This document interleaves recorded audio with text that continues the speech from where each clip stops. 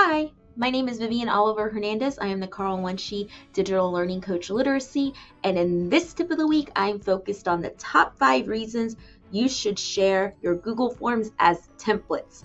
Yes, fun fact, you can actually create your Google Forms to be templates, and in this video, I'm going to show you how to do it. But before I jump into how to actually create a Google Form template, I do want to focus on the why and how this can be beneficial for your classroom and just for our school culture. So the first reason is, remember how we create Google Form activities such as those escape rooms or quizzes or anything that you really need for your class, but sometimes you're collaborating with a colleague and they're like, how did you do that?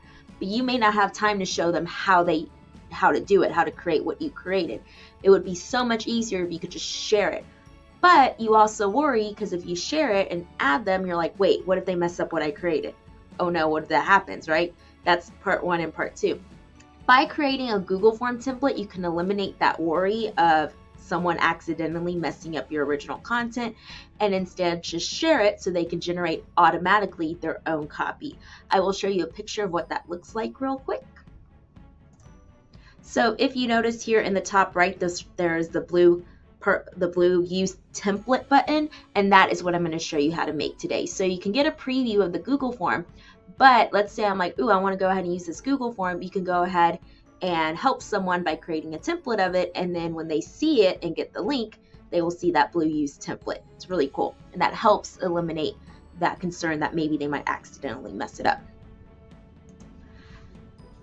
Another reason you should think about using a template of the Google form is for project-based learning. Let's say in your classroom you are creating a project, your students are, and you want them to collect data, but we know how our students are, especially when they're learning. Sometimes they need that template or that idea of, well, what data am I creating? How should I do this?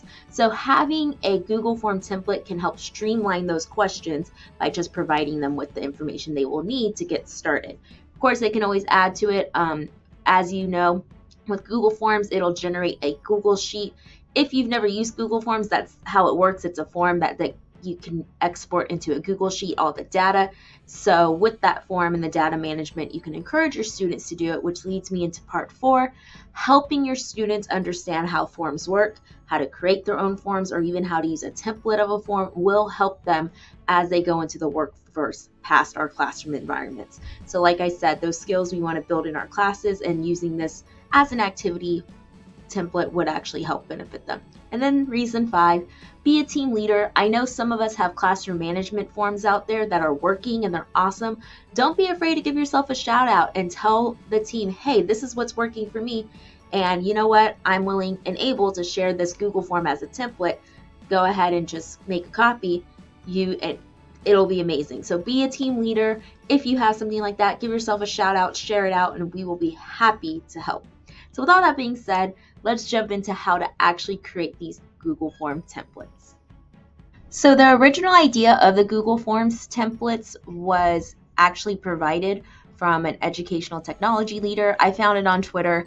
I'm a big fan of having my personal learning network be in teacher Twitter. So with that being said, here's that. Up here in the top leftish middle is the person that actually shared this tip with me. This is his handle, so if you want to follow him either on Wakelet, which is the platform I'm in right now sharing, or Twitter, he did share this tip with me, and that's how I got the information to share with y'all. So with that being said, this gives right here an overview of what you need to do. To create a template of your Google form, you just need to change the back handle. So if you go to a Google form, the back handle URL says edit.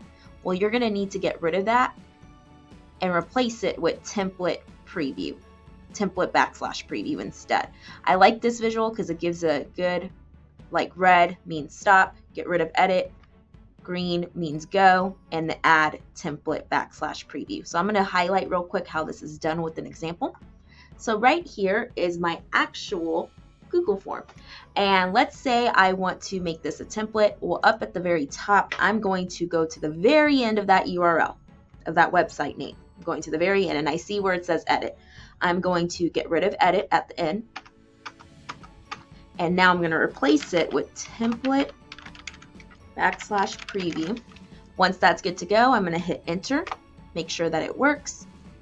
And then voila, it looks like it works. And I know it works because here in the top right corner is that blue use template. If someone were to click it, they could go ahead and generate their own copy in their own library. Now, there is one thing you need to note.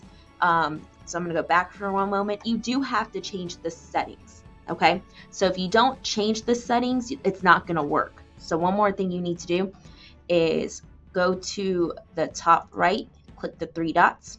After you click the three dots of the Google form in the top right, you're going to click Add Collaborators. Then you are going to switch it from restricted. This is your default settings. You need to change that from restricted to Spring ISD, or anyone with the link is an editor, and then done.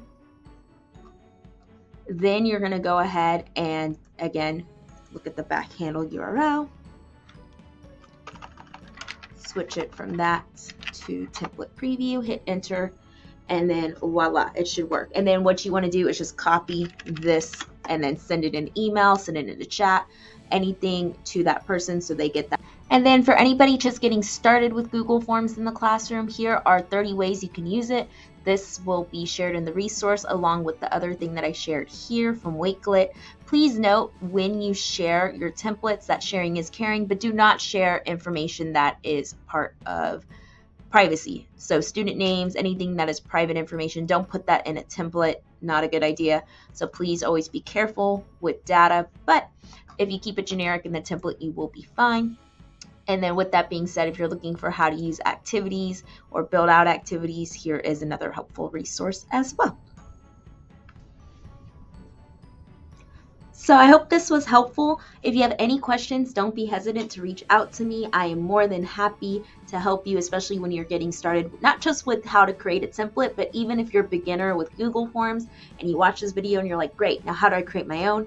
If you're just beginning, reach out. I have tutorials that you can do asynchronously, or I can come during a conference period and we can talk about how to start getting you more into the Google Forms arena. Like always, I hope you have a great weekend, day, whenever you're watching this. And yeah, thanks. Bye.